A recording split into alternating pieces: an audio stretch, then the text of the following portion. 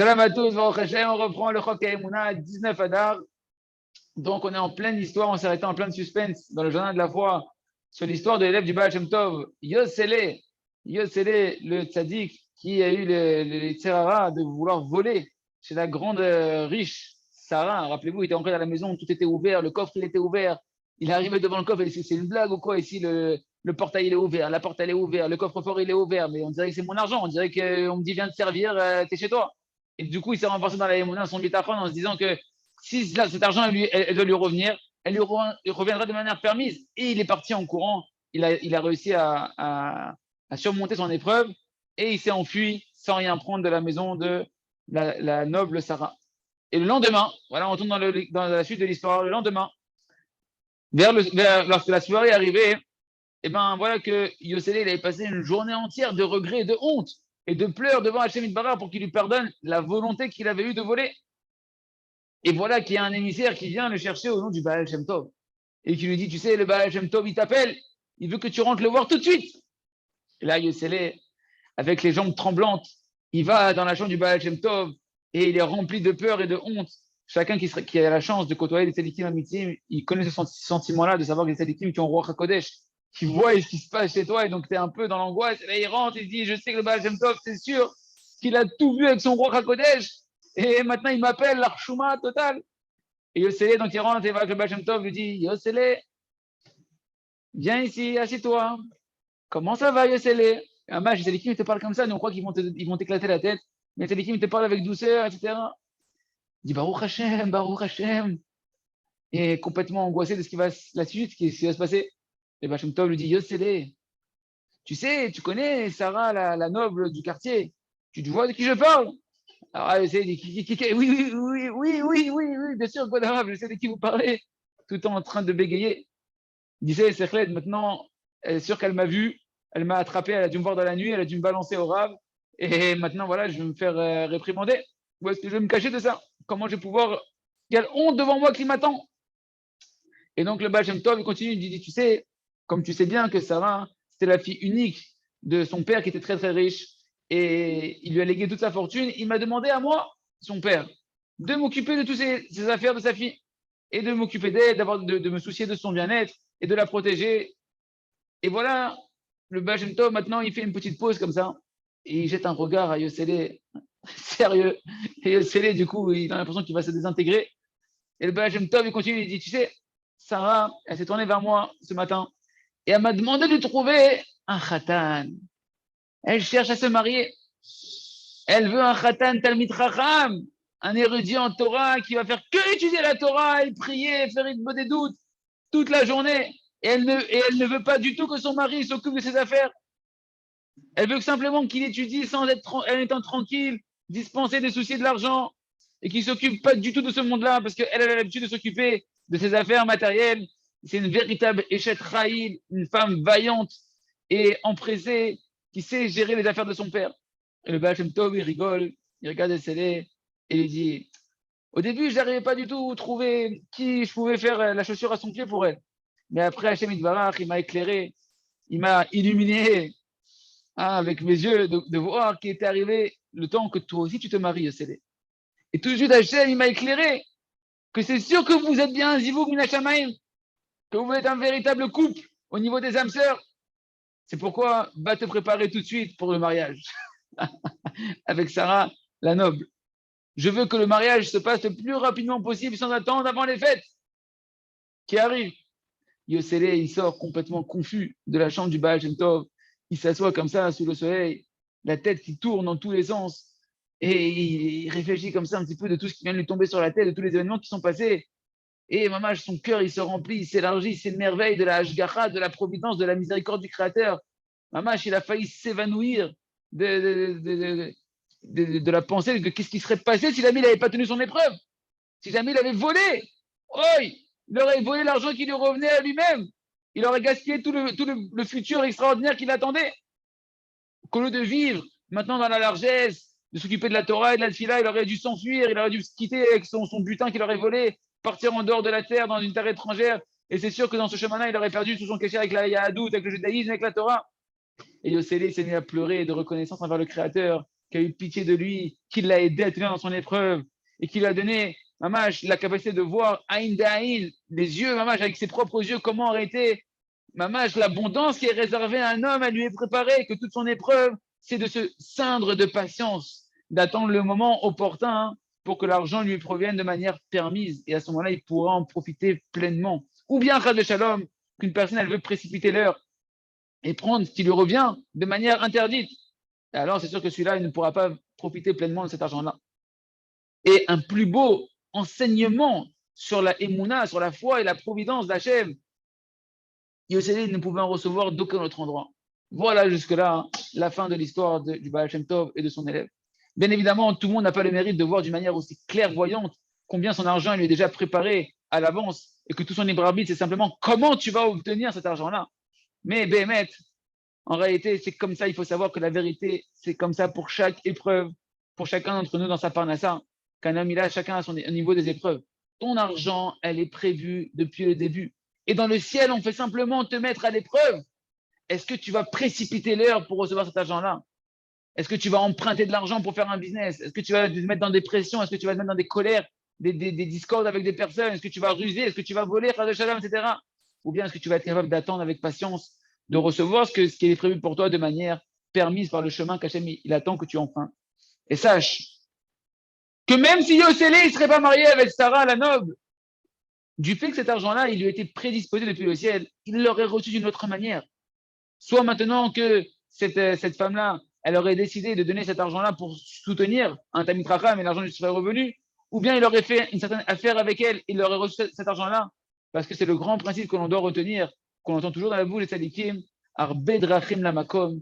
Hachem, il a beaucoup de moyens d'amener la parnassa à ses créatures. Il n'y a pas qu'un seul chemin. Hachem, il a une infinité de chemins pour amener l'argent qui est réservé à un homme, qu'il puisse le recevoir de manière permise. Et Rasson Cheneske, comme Yosele, de tenir dans les épreuves de la Parnassa et de voir Aïn Baïn au fur et à mesure comment la Parnassa, elle nous est préservée, elle nous est réservée, et Hachem peut nous l'amener de manière facile dans l'étude de la Torah, dans la Tfila, pour chacun d'entre nous.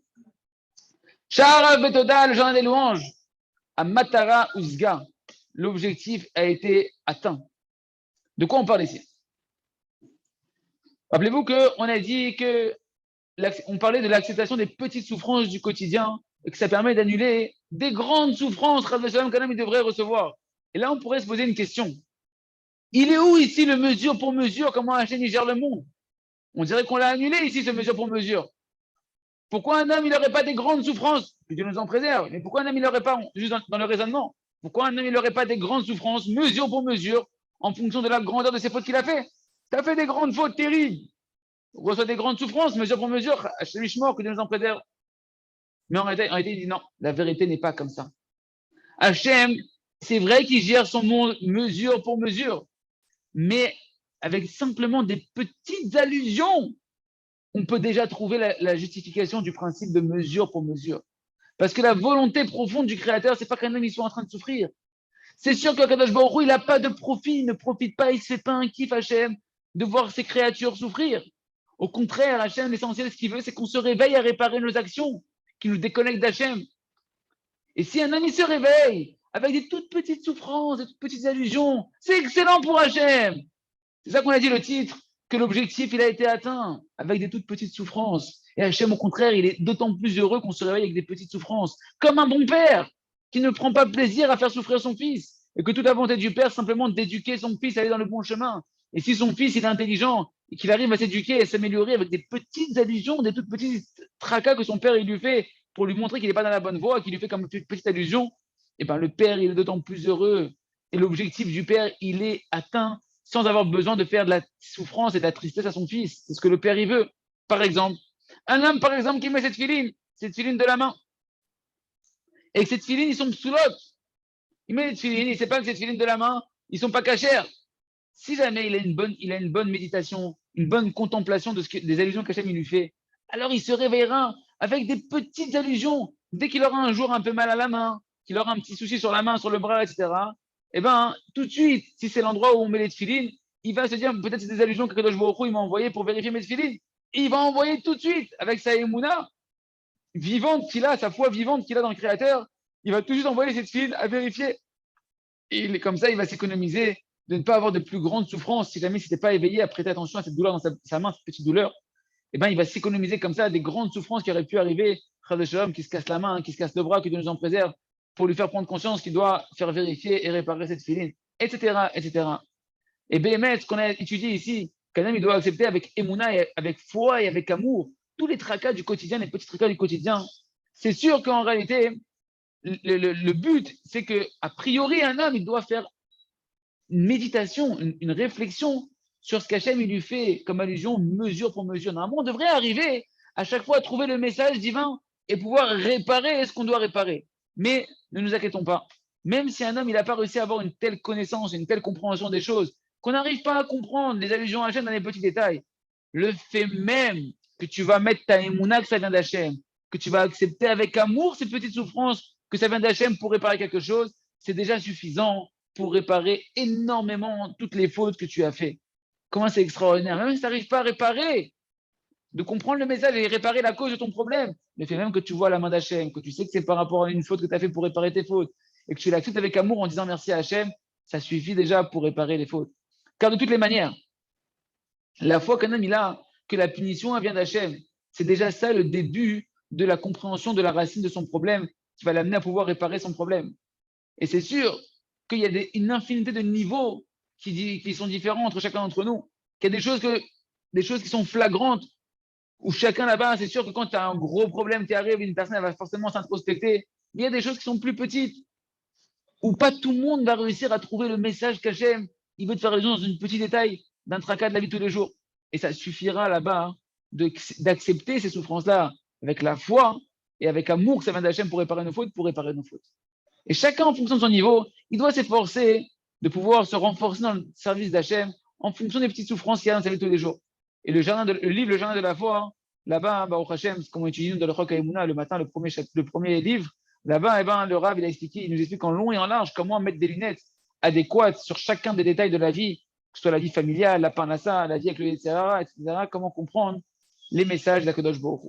Amtakat kol adinim, dit le Rav, c'est l'adoucissement de toutes les rigueurs qui planent sur la tête d'un homme. Voilà une histoire qui va nous mettre un peu en avant ce qu'on est en train de voir ici. Il y a environ 220 ans, dans la ville, chez les Thémanim, à Théman, il y avait là-bas une grande sécheresse qui a duré pendant plus de 5 ans consécutifs, où il n'y a pas une goutte de pluie qui est tombée.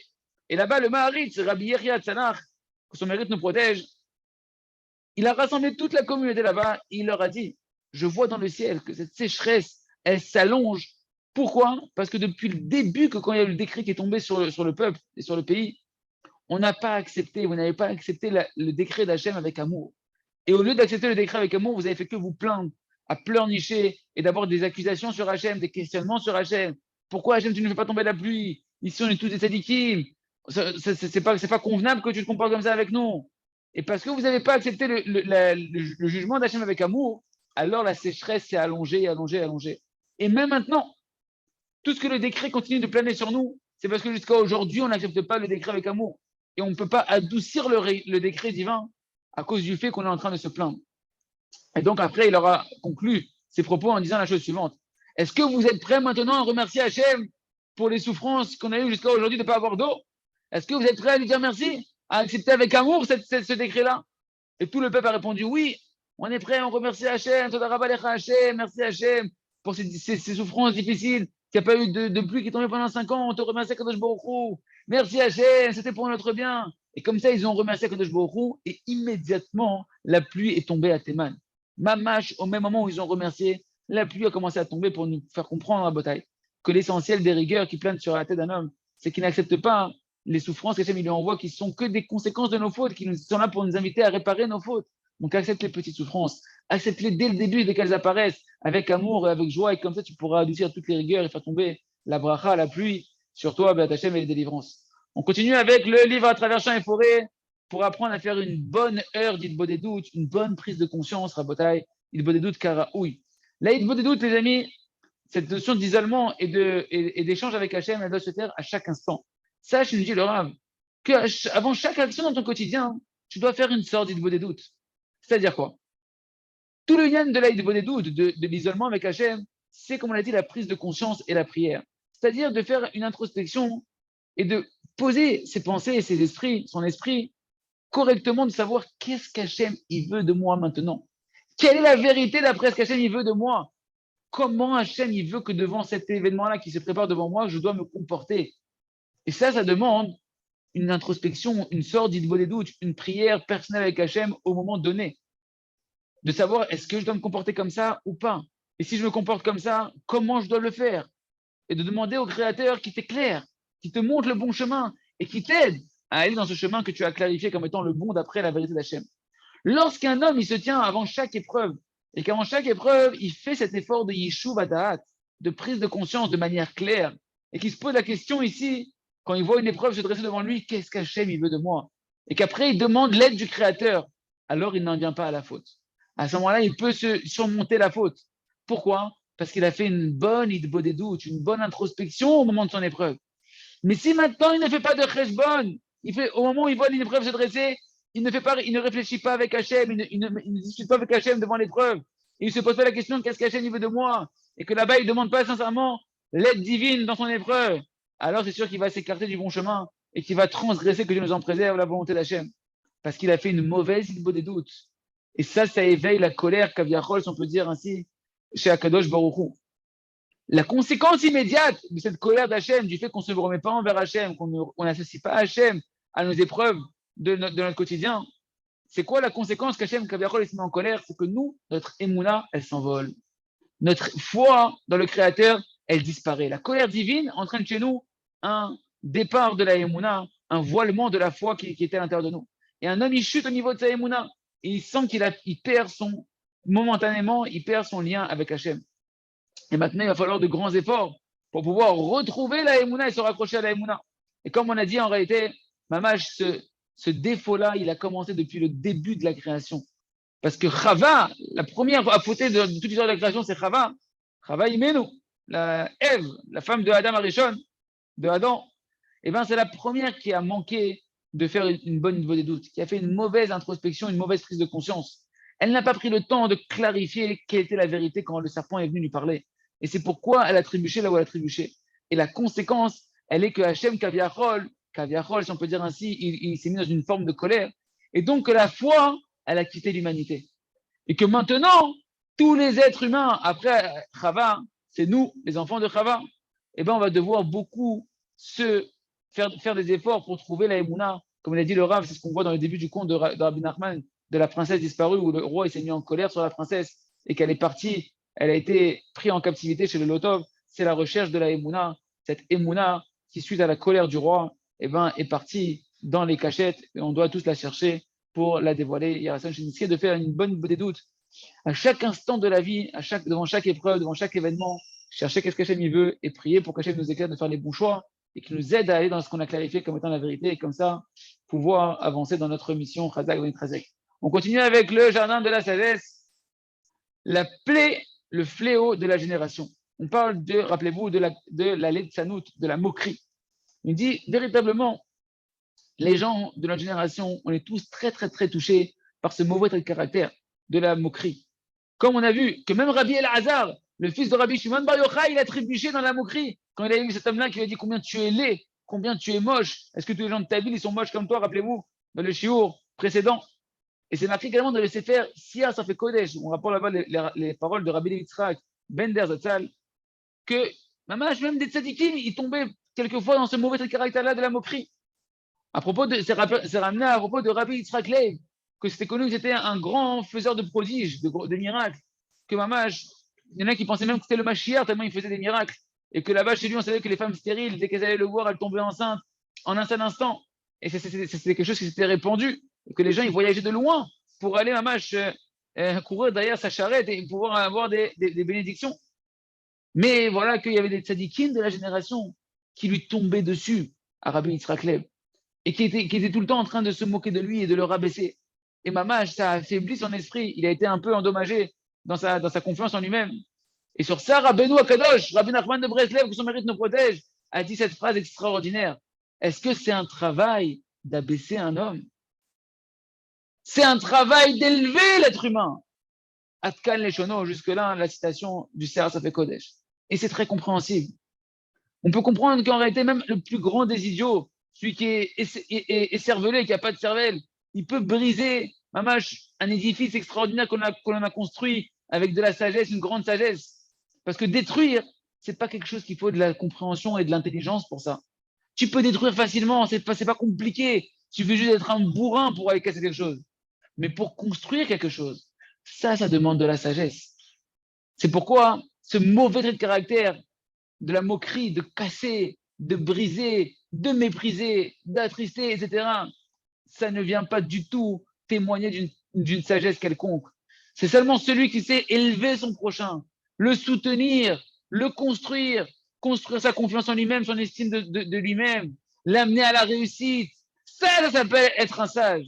Et c'est quelque chose, les amis, qu'on est tous touchés énormément, qu'on voit avec nos femmes, avec nos enfants, dans l'éducation, dans notre paix conjugale, où là-bas, le Yetzirah, le mauvais penchant, il vient, il nous incite, avec nos femmes et nos maris, pour les femmes, de mépriser l'autre, de mépriser l'enfant, en pensant que l'objectif, c'est de réveiller l'enfant par la parole méprisante qu'on est en train de lui dire.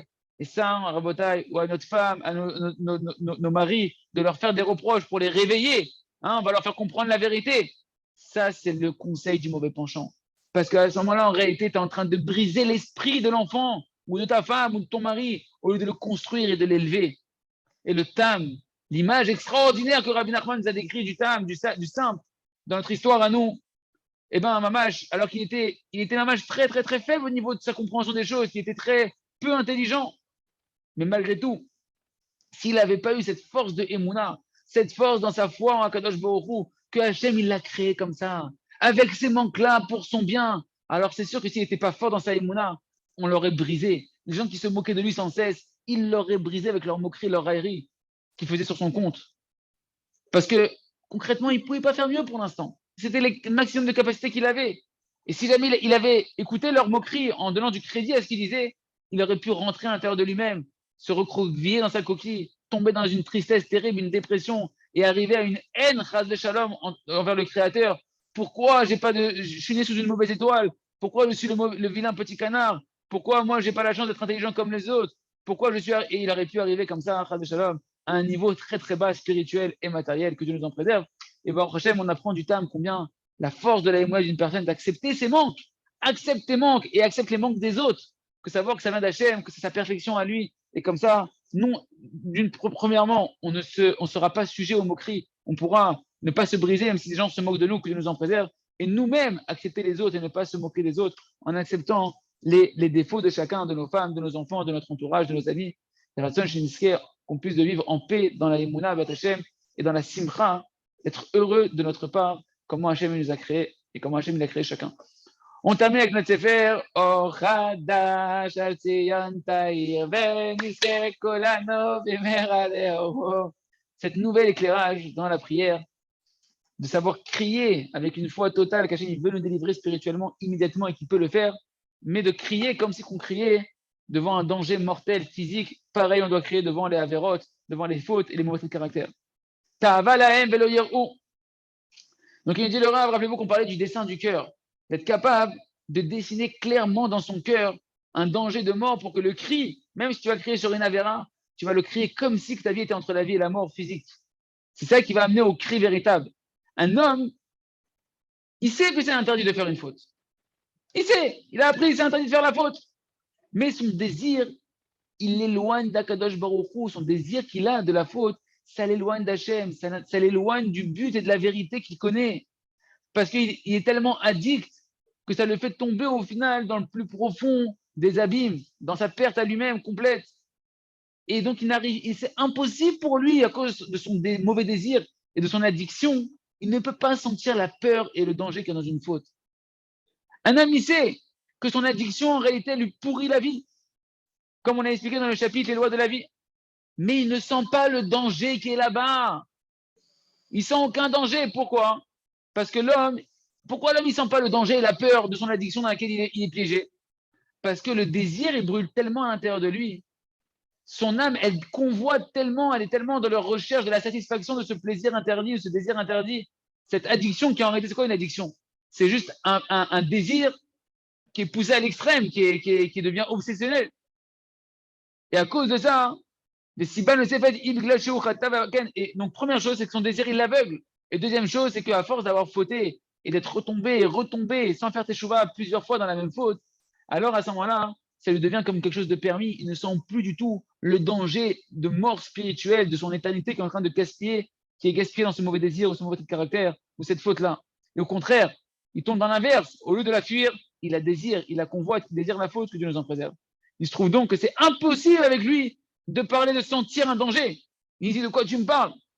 Et donc c'est impossible pour lui de crier véritablement dans sa prière à Hachem de sortir de ce mauvais désir-là. C'est pourquoi lui, il va devoir chercher à crier dans le domaine dans lequel il est, dans la réalité dans laquelle il va devoir crier dans sa des doutes. Et c'est-à-dire qu'avant tout, il faut qu'il crie à Kadosh Baruch Hu, Hachem, annule-moi ce mauvais désir-là. Je ne peux pas sentir de danger. Je suis tellement aveuglé par ce désir-là. Sors-moi de ce mauvais désir, de cette convoitise de la faute. Sors-en moi complètement, que je n'ai plus aucun désir, aucune convoitise dans mon cœur pour ce plaisir interdit-là. Jusqu'à ce que Hachem, et tu dois continuer à prier tous les jours une demi-heure et à crier sur ça jusqu'à ce qu'Hachem, il t'annule ce mauvais désir-là. Et à ce moment-là, cette personne-là va créer au fur et à mesure la possibilité de ressentir que la faute, c'est un danger de mort. Tout celui qui est encore dans des mauvais désirs et dans des addictions, de mauvais caractères, des mauvaises habitudes, qui le dominent, qui ont une emprise sur lui, il doit faire ce travail de la volonté, sur ce mauvais désir-là qui se renforce sur lui et qui constamment lui fait perdre sa conscience. Et il doit arriver à ce travail fort et correct que quoi? Au moment où tu vois que ton désir, il n'est pas éveillé, où tu as une phase de répit, où le Yetzer Hara, il te laisse un peu souffler, que tu vois que le Yetzer Hara, il n'a pas le dessus sur toi, que ton addiction, elle n'a pas le dessus sur toi. À ce moment-là, tu dois travailler absolument de dessiner devant toi tous les dangers que tu connais, toutes les conséquences néfastes de ce mauvais désir et de cette addiction-là. Avant même de parler des conséquences néfastes spirituelles, commence à te dessiner déjà tout simplement le danger matériel dans lequel tu es avec cette addiction-là. La grande tristesse qu'elle engendre à chaque fois la satisfaction de ce plaisir-là, elle t'engendre dans ce monde-là déjà une tristesse. Et déjà de ça, des mauvaises conséquences qu'il y a dans ce monde-là, demande et crie à Kadosh Baruch Hu qui te délivre de ce mauvais désir-là. Et tu vas dire comme ça à Kadosh Baruch Hu, Hachem, je ressens aucun danger, je ressens aucune tristesse de ce problème-là. Je ne vois pas ce qui va venir de ce mauvais désir-là. J'arrive pas à voir le futur, qu'au final, je vais encore me faire arnaquer. Maman, je marche comme un aveugle dans l'obscurité. Je suis maman en train de me tuer moi-même avec mes propres mains. Je me dois de ressentir le danger pour arriver à une volonté parfaite quand je vais crier vers toi de sortir de ce mauvais désir. Et pour pouvoir être sauvé de cette addiction-là. Mais à Kadosh Baruch Hu, je ne peux pas y arriver à ce sentiment de danger. Parce que je suis tellement empêtré dans ce mauvais désir. Et je désire tellement ce mauvais désir-là que je n'arrive pas à crier comme ça. C'est-à-dire quoi? En fait, je suis un mort-vivant. Je suis quelqu'un qui n'a plus de sensations. Je ne ressens plus le danger. Le danger spirituel, je ne le ressens plus comme un mort qui ne ressent rien, Hachem. C'est pourquoi, Kadosh Baruch Hu, je ne te demande pas de me sauver du danger de mort, mais je te demande avant tout que tu me donnes la vie, que tu me ressuscites spirituellement. Fais-moi un miracle de la résurrection des morts, que je puisse avoir un cœur sensible à la spiritualité, que je puisse avoir des yeux pour voir la réalité dans laquelle je suis, les dangers terribles dans lesquels je suis mis dedans. C'est-à-dire qu'en fait, tu vas prier pour devenir sensible au danger. Je t'en prie, Akadosh Baruch Hu, donne-moi une volonté parfaite de sortir de ce mauvais désir dans lequel je suis enfoncé profondément. Aide-moi à vouloir et à revouloir et à prier, que tu puisses m'annuler complètement ce mauvais désir et cette addiction-là et ce mauvais caractère-là qui me tue ma vie, qui me détruit ma vie. Et en réalité, le chemin qu'on est en train de voir dans ce livre extraordinaire, c'est le plus grand sauvetage qui existe pour celui qui veut à la fois monter de niveau spirituel et à la fois pour celui qui veut vivre une belle vie dans ce monde-là.